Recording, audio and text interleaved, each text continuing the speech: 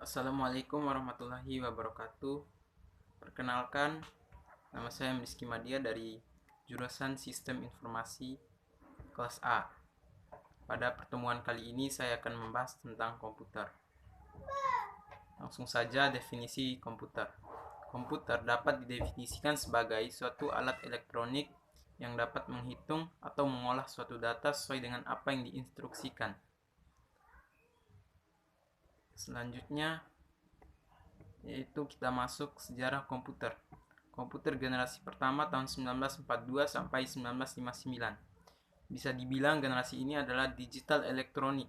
Julukan dari generasi ini adalah Electronic Numerical Integrator and Calculator yang mulai dirancang pada tahun 1942. Bisa teman-teman lihat contoh komputer generasi pertama ini. Selanjutnya ciri-ciri komputer generasi pertama, yaitu yang pertama hanya untuk menghitung, yang kedua menggunakan vacuum tube, yang ketiga membutuhkan daya listrik yang lebih besar, yang keempat komputernya berukuran sangat besar, yang kelima menggunakan silinder magnetik untuk menyimpan data, yang keenam programnya menggunakan bahasa mesin, yang ketujuh kapasitas penyimpanan kecil, yang kedelapan memerlukan mesin pendingin. Komputer generasi kedua tahun 1959 sampai 1965. Berikutnya masuk ke generasi kedua. Salah satu penemuan penting pada generasi ini adalah transistor. Alat ini akan membantu kerja komputer lebih maksimal dengan bantuan alat yang sangat kecil. Tentu ini berbeda seperti generasi sebelumnya yang membutuhkan alat berukuran besar untuk mengoperasikan komputer. Ciri-ciri komputer generasi kedua yaitu yang pertama menggunakan bahasa pemrograman Fortran dan COBOL.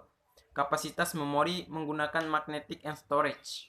Yang ketiga menggunakan magnetic tape dan magnetic disk sebagai eksternal, memori eksternal. Yang keempat dapat memproses secara real time and real sharing. Yang kelima ukuran jauh lebih kecil dibanding komputer generasi pertama. Yang keenam kinerja lebih cepat. Yang ketujuh daya listrik yang dibutuhkan lebih kecil. Yang kedelapan penggunaan program pada aplikasi bisnis dan teknik.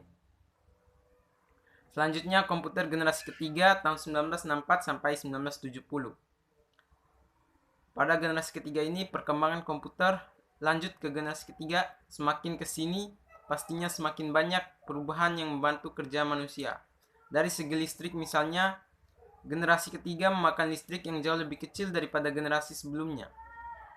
Bisa teman-teman lihat contoh komputer generasi ketiga ini. Selanjutnya ciri-ciri komputer generasi ketiga. Yang pertama daya listrik lebih kecil. Yang kedua harga terjangkau. Yang ketiga memori lebih besar. Yang keempat komputer dapat melakukan multiprocessing. Yang kelima software meningkat. Yang keenam dapat terhubung dengan komputer lain. Yang ketujuh disket magnetik sebagai penyimpan eksternal. Yang kedelapan memakai visual display dan dapat mengeluarkan suara. Yang terakhir kecepatannya 10.000 kali dibandingkan generasi pertama. Selanjutnya memasuki komputer generasi keempat tahun 1971 sampai sekarang. Tak banyak perubahan yang dibawa oleh komputer generasi keempat ini. Pada dasarnya generasi ini merupakan update dari teknologi yang dibawa oleh generasi ketiga. IC yang dibuat pada generasi ini akan jauh lebih rumit dan kompleks. Selain itu, IC yang dibuat juga akan lebih terintegrasi. Dengan kata lain, teknologinya masih seputar IC. Hanya saja memang jauh lebih canggih dan mudah untuk dipakai. Di generasi ini, semua komputer sudah mulai memakai IC dalam bentuk chip. Bisa teman-teman lihat contoh komputer generasi keempat. Ciri-ciri komputer generasi keempat ini, yang pertama menggunakan Large Scale Integration atau LSI. Yang kedua digunakan untuk perorangan. Yang ketiga efisien dan dapat dibawa kemana-mana seperti yang kita sebut laptop. Yang keempat menggunakan semikonduktor dan mikroprosesor untuk memorinya. Yang terakhir komputer generasi kelima, yaitu sekarang sampai masa depan. Pada generasi kelima ini merupakan perkembangan teknologi komputer yang hingga sekarang masih kita rasakan. Pada generasi ini, komputer juga masih melanjutkan teknologi LSI atau Large Scale Integration. Pastinya komputer melalui berbagai pengembangan. Bisa teman-teman lihat contoh komputer pada generasi kelima ini. Ciri-ciri dari komputer generasi kelima yaitu pertama, menggunakan Large Scale Integration atau LSI, fitur semakin banyak dan canggih, kecepatan pemrosesan informasi meningkat. Yang keempat, dampak perkembangan komputer untuk manusia. C. Bagian-bagian komputer. Yang pertama, hardware. Pengertian hardware. Hardware adalah komponen fisik yang menyusun perangkat komputer, atau dengan bahasa lain, hardware adalah komponen komputer atau elektronik yang mempunyai bentuk fisik yang dapat dipegang dan berkaitan dengan sistem komputer. Contoh hardware, casing, yaitu untuk melindungi bagian dalam komputer. Yang kedua, power supply, yaitu penyedia daya untuk digunakan motherboard. Motherboard yaitu sebagai papan sirkuit utama yang sebagai penghubung komponen hardware lainnya.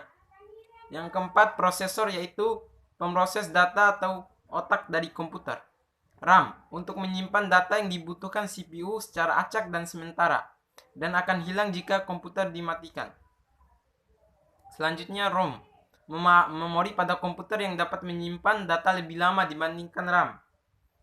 Contoh selanjutnya yaitu hard disk drive, yaitu perangkat penyimpan data pada komputer. Yang keyboard, yaitu papan ketik. Yang selanjutnya mouse sebagai penunjuk, webcam untuk mengambil dan merekam gambar, mikrofon untuk mengambil suara, scanner yaitu untuk memindahkan berkas.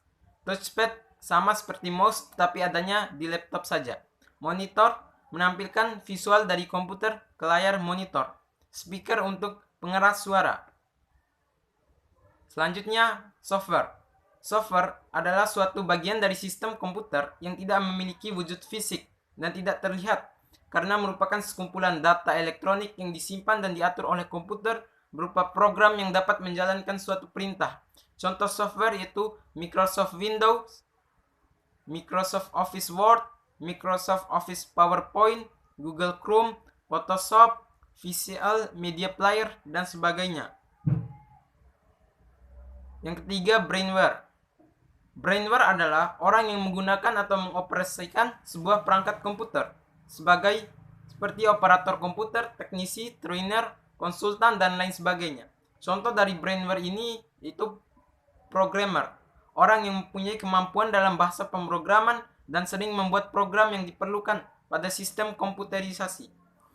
Yang kedua, administrator, yaitu orang yang bertugas mengelola sebuah sistem operasi dan program yang digunakan pada komputer atau jaringan komputer.